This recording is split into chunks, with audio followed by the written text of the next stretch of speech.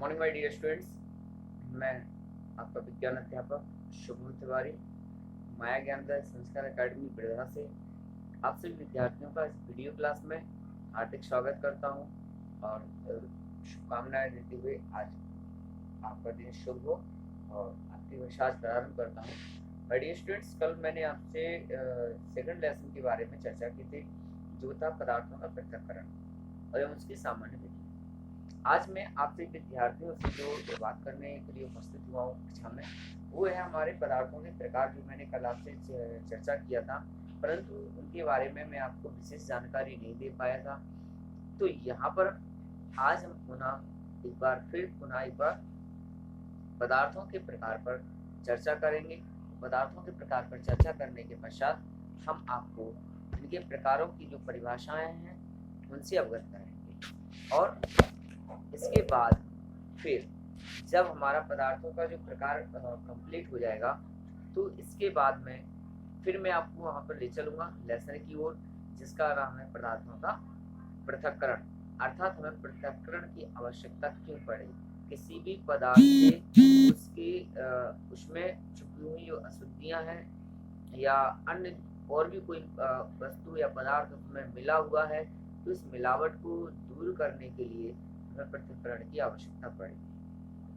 अब कभी कभी क्या होता है, ये जो पदार्थ प्राप्त होते हैं ये खनिज रूप में अयस्क के रूप में रहते हैं। तो अयस्क से धातु का निष्कर्षण वगैरह जब होता है या इन पदार्थों को निकाला जाता है, तो फिर इनका पृथक्करण करना, इनको इनमें छुपी हुई जो अशुद्धियां हैं, इनमें मिलावट जो है उसको अलग अलग करने की बहुत आवश्यकता होती है, क्योंकि जब भी किसी वस्तु का निर्माण होता है तो उसके लिए हमें शुद्ध पदार्थ की आवश्यकता होती है। So here I describe the kinds of matter. तो पदार्थों का यहाँ पर प्रकार के वर्णन करें तो कल मैंने आपको बताया था कि भौतिक अवस्था और रासायनिक अवस्था पर दो प्रकार से पदार्थों को बांटा गया है। सो कल मैंने आपको जो भौतिक अवस्था के आधार पर पदार्थों का वर्गीकरण किया था वो ठोस, द्रव और गैस के रूप में किया था। अब कल मैंने आपको ठोस, द्रव, गैस की परिभाषाएं भी समझाई थी। आज उनको मैं आपको पुनः एक बार रिपीट कर देता हूं और इसके बाद फिर आज मैं आपसे रासायनिक अवस्था के आधार पर पदार्थ को तीन भागों में जो बांटा गया है, तत्व, यौगिक और मिश्रण, इन पर चर्चा करूंगा और अणु और परमाणु, इस पर चर्चा करूंगा। तो आज इन 5 टॉपिक पे मैं आपसे बात करूंगा और 5 टॉपिक पे बात करने के पश्चात कल आपको आपके लेसन की ओर ले चलूंगा। तो आइए आज का अध्ययन प्रारंभ करते हैं। सो यहाँ पर हम बात करते हैं ठोस पदार्थों की। तो वे पदार्थ जिनके अणुओं में जो अंतरा आणविक बल होता है वो सर्वाधिक होता है, जिस कारण से वो एक दूसरे से जुड़े हुए रहते हैं और जुड़े हुए होने के कारण से इनका आकार और आयतन दोनों ही निश्चित होता है। ना तो इनका आकार बदलता है और ना ही इनका आयतन बदलता है। तो इस कारण से ऐसे पदार्थों को ठोस पदार्थ कहते हैं, जैसे कि लोहा। दूसरा था द्रव पदार्थ। द्रव पदार्थ किन्हें कहते हैं? वे पदार्थ जिनका आयतन तो निश्चित होता है परंतु आकार निश्चित नहीं होता है। ऐसा क्यों होता है? क्योंकि जो द्रव पदार्थ होते हैं वो उनके जो अणु होते हैं वो एक दूसरे से दूरी पर स्थित होते हैं। ठोस पदार्थ जो होते हैं, तो ठोस पदार्थों में सभी अणु एक दूसरे से जुड़े हुए होते हैं, सटे हुए रहते हैं। लेकिन जो द्रव पदार्थ होते हैं, द्रव पदार्थ में उनके जो मॉलिक्यूल होते हैं, अणु होते हैं, वो एक दूसरे से अलग अलग होते हैं, थोड़ी दूरी डिस्टेंस पर स्थित होते हैं, जिस कारण से ये पदार्थ तरल पदार्थ की श्रेणी में आते हैं। उनको हम द्रव पदार्थ कहते हैं और इनका आकार अनिश्चित होता है। क्यों होता है आकार अनिश्चित? जैसे मान लीजिए एक गिलास पानी लिया हमने और एक गिलास पानी को अगर हम गिलास में रखेंगे तो ये गिलास के आकार का रहेगा।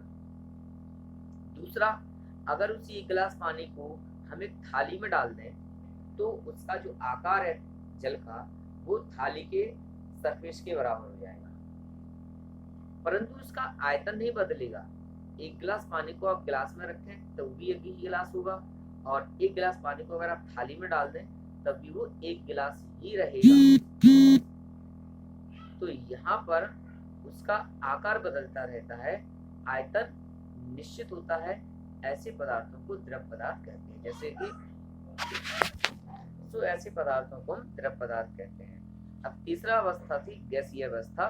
तो गैस अवस्था में क्या होता है पदार्थ का कि जो उनके अणु होते हैं वो एकदम बहुत अत्यधिक दूरी पर स्थित होते हैं, या फिर यूं कहे कि इनकी जो अणुओं के मध्य लगने वाला अंतराणविक बल है, जिसे हम ससंजन बल कहते हैं, वो जो है बहुत ही कम होता है, यानी नगण्य होता है, बिल्कुल नहीं होता है।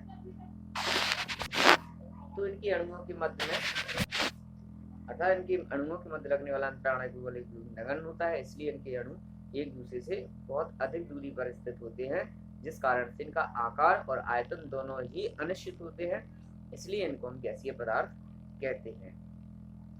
अब बात करते हैं रासायनिक अवस्था के आधार पर पदार्थों का वर्गीकरण। रासायनिक अवस्था के आधार पर पदार्थों का जो वर्गीकरण था वो 3 भागों में था, तत्व, यौगिक और मिश्रण। तो यहाँ पर सबसे पहले हम तत्व की बात करते हैं। तत्व किन्हें कहते हैं? तो तत्व वे पदार्थ हैं, तत्व वे पदार्थ हैं जो कि एक ही प्रकार के परमाणुओं से मिलकर के बनते, अर्थात जिनका निर्माण एक ही प्रकार के परमाणुओं से होता है, या यूं कहें कि तत्व वे पदार्थ हैं जिनके अणु एक ही प्रकार के परमाणुओं से मिलकर के बने होते हैं। ऐसे पदार्थों को हम तत्व कहते हैं, जैसे सोना, चांदी, लोहा, sodium, potassium, rubidium, caesium, francium, potassium, magnesium, silicon, बहुत सारे ऐसे पदार्थ हैं जो कि इनके जो अणु होते हैं, इनके जो मॉलिक्यूल होते हैं, वो एक ही प्रकार के परमाणुओं से मिलकर के बने होते हैं। ऐसे पदार्थों को हम एलिमेंट अर्थात तत्व कहते हैं।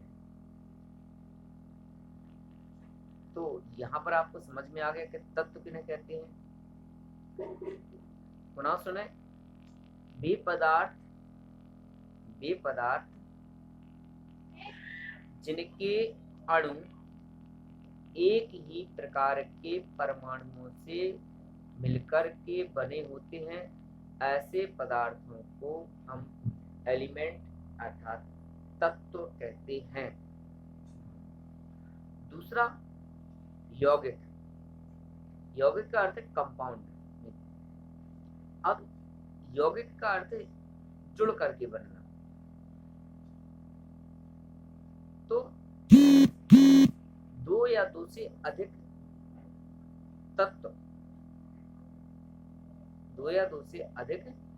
तत्व जब किसी अनुपात में मिलाए जाते हैं, दो या दो से अधिक तत्व जब किसी अनुपात में मिलाए जाते हैं तो उनका जो एक नया रूप या नया पदार्थ या नया अवयव जो प्राप्त होता है उसको हम यौगिक कहते हैं। ठीक इसी जैसे कि जल, कार्बन डाइऑक्साइड, जल एक यौगिक है H2O, इसमें हाइड्रोजन और ऑक्सीजन का मिश्रण है। इसमें हाइड्रोजन के 2 अणु हैं और ऑक्सीजन का 1 है। इसी प्रकार CO2 जो कि कार्बन और ऑक्सीजन के संयोग से बना हुआ है, तो कार्बन का 1 मॉलिक्यूल और ऑक्सीजन के 2 मॉलिक्यूल मिलकर के यहाँ पर कार्बन डाइऑक्साइड का निर्माण कर रहे हैं, तो ये भी एक आपका यौगिक ही है। CO कार्बन मोनोऑक्साइड, इसमें कार्बन का और 1 ऑक्सीजन का है, तो ये भी एक यौगिक ही है। तो यहाँ पर ये यौगिक हुए। अब यौगिकों को भी दो भागों में बांटा गया है, संतृप्त हाइड्रोकार्बनिक यौगिक, असंतृप्त हाइड्रोकार्बनिक। इसके बारे में चर्चा मैं आपसे आगे करूंगा। तीसरा है मिश्रण। देखिए, मिश्रण का अर्थ है कई सारी चीजें मिला देना।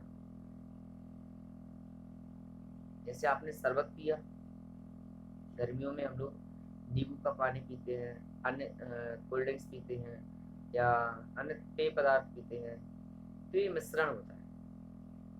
आपने देखा नींबू भी डाल लेते हैं, नमक भी डाल देते हैं, चीनी डाल देते हैं, पानी मिला देते हैं, यानी 3-4 चीजें मिला देते हैं। यौगिक तो 2 या 2 से अधिक यौगिकों को जब किसी अनुपात में मिलाया जाता है, अब अनुपात उनका कैसा हो वो अपने ऊपर डिपेंड करता है। जिस वस्तु का, जिस अवयव का, जिस पदार्थ का अनुपात ज्यादा होगा, मिश्रण में उस अवयव या उस पदार्थ की मात्रा भी सबसे अधिक होगी। तो जब 2 या 2 से अधिक यौगिकों को जब किसी अनुपातिक रूप में मिलाया जाता है, तो इस प्रकार बना एक नया अवयव, नया पदार्थ हमारा मिश्रण कहलाता है। और मिश्रण 2 प्रकार के होते हैं, समांगी और विषमांगी। अब यहाँ पर मिश्रण में और शुद्ध पदार्थ में क्या अंतर है, तो इसके बारे में कल मैं आपसे वीडियो क्लास के माध्यम से चर्चा करूंगा। आज के लिए जो मैंने आपको बताया कि भौतिक अवस्था और रासायनिक अवस्था को जो डिस्क्राइब किया, इसके बारे में आपको कॉपी पर नोट करना है, वीडियो को देख करके, सुन करके। कल मैंने जो आपको बताया था कि पदार्थ किसे कहते हैं और पदार्थों का प्रकार किसे कहते हैं, इसका रिटन वर्क आज मैं आप सभी को भेजूंगा, जिसे आपको फेयर कॉपी में नोट करना है। नेक्स्ट वीडियो में आप सभी के लिए इसके आगे की क्लास लेकर के पुनः उपस्थित होगा। तब तक के लिए नमस्कार।